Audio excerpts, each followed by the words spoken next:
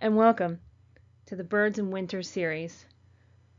My name is Jen Bulava, and I'm the lead naturalist for the Burlington County Park System. This multi-part series will detail all different aspects of birds and bird behavior relating to the species that we have in our area of New Jersey in the wintertime. Part 2 is all about migration. There are 120 bird species normally found in Burlington County in the wintertime. 60 of them are our resident birds that remain here all year long, and then the other 60 migrate from northern regions. Now remember that 2/3 of the birds that were here in New Jersey in the spring, summer, and fall eat flying insects or other food that's too difficult to capture and find in the winter in our area. So they migrated south for the winter to warmer climates to find adequate food sources.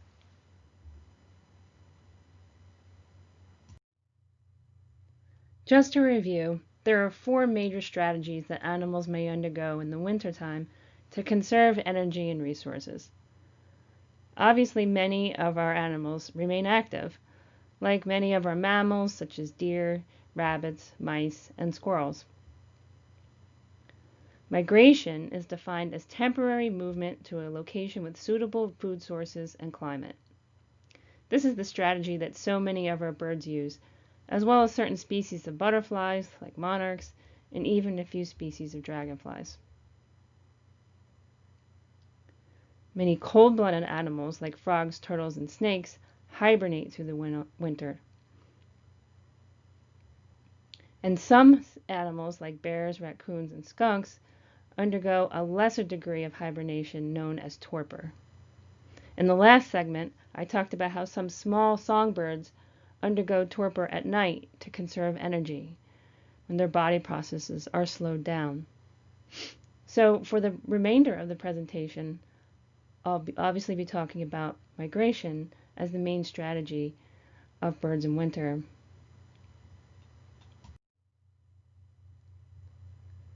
Migration gives birds access to better food sources in a suitable climate with longer daylight hours in which to find their food. But these advantages must offset the energy used in migrating. Migration is highly stressful on birds. Obviously, the energy costs are great, and so are the risks of predation. There's often hunting along migration routes of many species that pass through New Jersey, and they come in contact with power lines, buildings, cars, offshore oil rigs, cell towers, and wind turbines. And obviously, habitat destruction is one of the biggest disadvantages that migratory birds face on their journey, because the destruction of their habitat could be at wintering grounds or breeding grounds or both, or even at stopover points in between. There are many unknowns that these birds face in their long migratory journeys. Interestingly, only about 19% of species worldwide migrate. Changes in the day length is what triggers hormones, which leads to changes that increases the bird's urge and ability to migrate.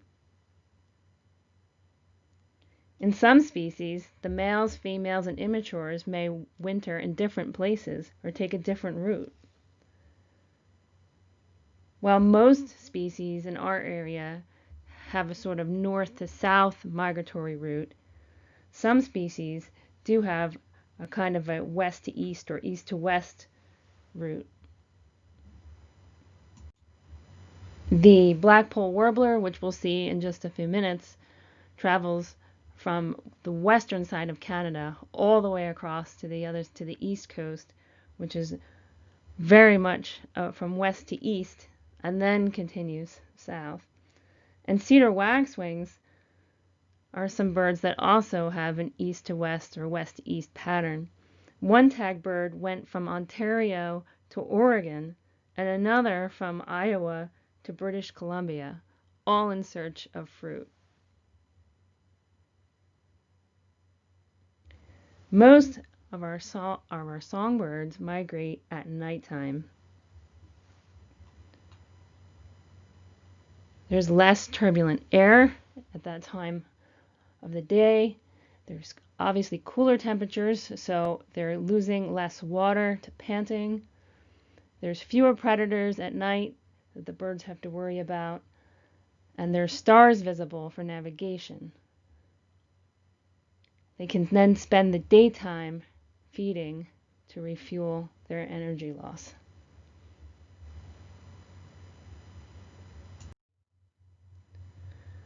Whether a bird can migrate on a particular day or night depends on its fat reserves, its overall condition, the current temperature, especially the wind direction and speed. Obviously don't want to be flying against the wind. The barometric pressure, and also any approaching weather systems. So the decision to migrate on a certain day is dependent on many factors. In some species, migration is on a strict schedule, but with others, it's more flexible.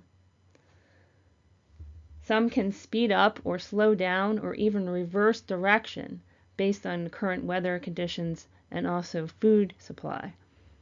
The migration of geese is more loosely controlled by instinct. Geese have the ability to move throughout the year whenever conditions warrant.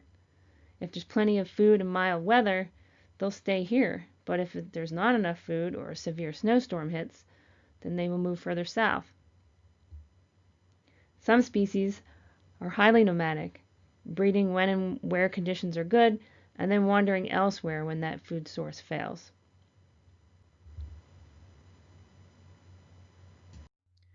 Unlike birds that migrate to their breeding ranges in the springtime and generally stay in one area, birds that migrate to wintering grounds do not necessarily remain in one spot.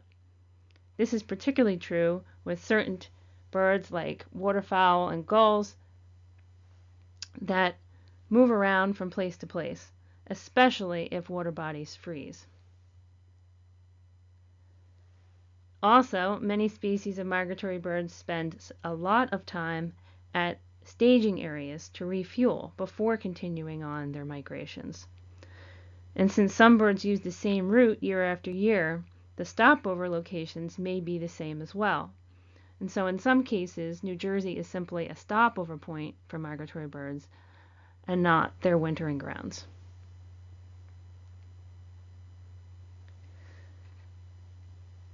Flyways are established routes used year after year by large numbers of migratory birds, with many species often converging to use similar flyways. So let's take a look at some. Many of our waterfowl species come from very far north in Canada and make their way down along the Atlantic coastline or through the Great Lakes region and then on their way down the Atlantic coast. The Atlantic coastline is the most major migration flyway, and we're really fortunate where we're situated right in the middle of that major Atlantic flyway.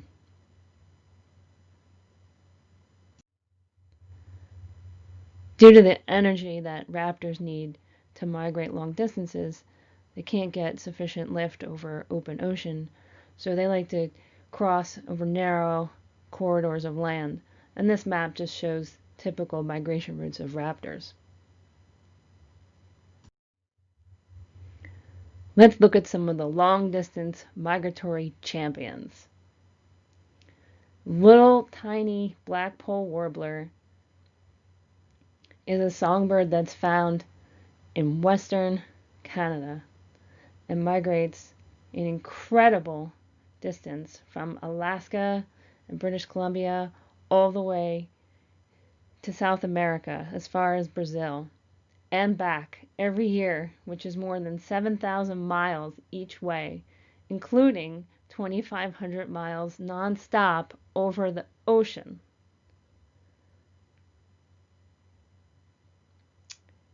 Bobolinks are another bird that is found in our area of migration, and they go from southern Canada all the way to Argentina. A few other long distance migratory champions that we don't really see in our area but are worth mentioning are, of course, the Arctic tern, which migrates from the Arctic all the way to the Antarctic, which is about 37,470 miles round trip.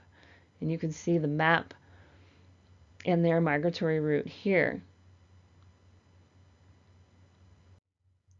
And finally, the bird migration distance record is currently held by the wandering albatross, which has been tracked moving an average of 114,000 miles every year over the open southern oceans. And just as another amazing trivia fact, as if that wasn't amazing enough, wandering albatross also holds the record for the longest wingspan of any known living bird, ranging from 8.5 to 11 foot 6-inch wingspan.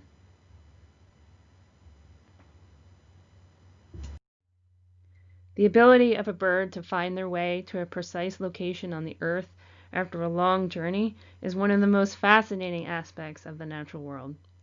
Scientists have been investigating this for many decades.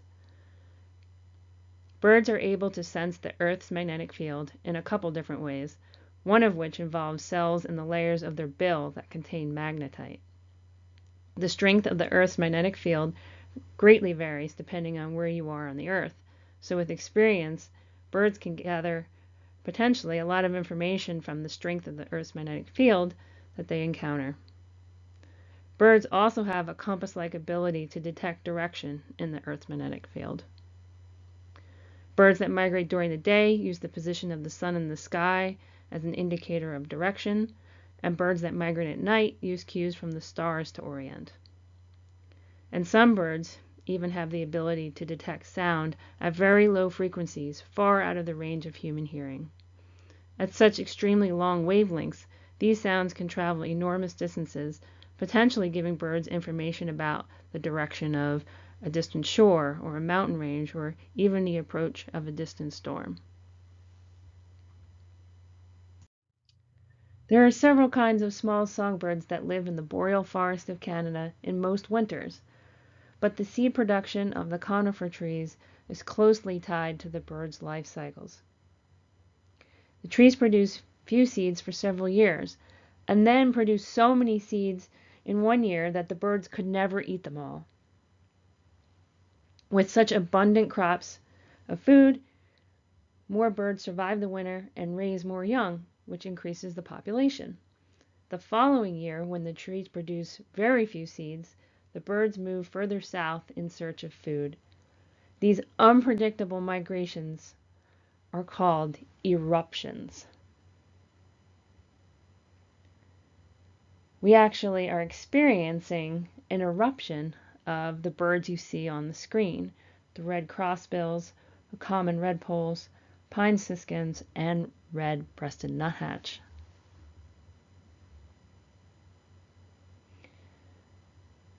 So as you can see, this unusual migration is caused by the changes in the food supply. Clearly, last year was the year for the spruce cone crop, and now we're seeing this influx of these songbirds going much further into our area for this winter, which was tied to the lower seed production in the conifer forest. And the same thing happens with other kinds of birds that live in the northern regions too, like snowy owls, but their population is tied to their prey, which are lemmings. So this is why certain years we have different species like snowy owls or common redpolls appearing in Burlington County when normally we wouldn't see them.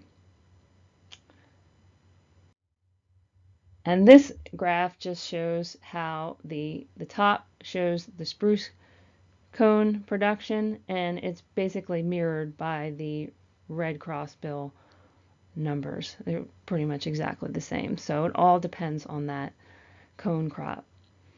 This year, the red crossbills and the redpolls are pretty much passing through in their eruption year, whereas the red-breasted nuthatches and the pine siskins have kind of lingered here and stayed in Burlington County.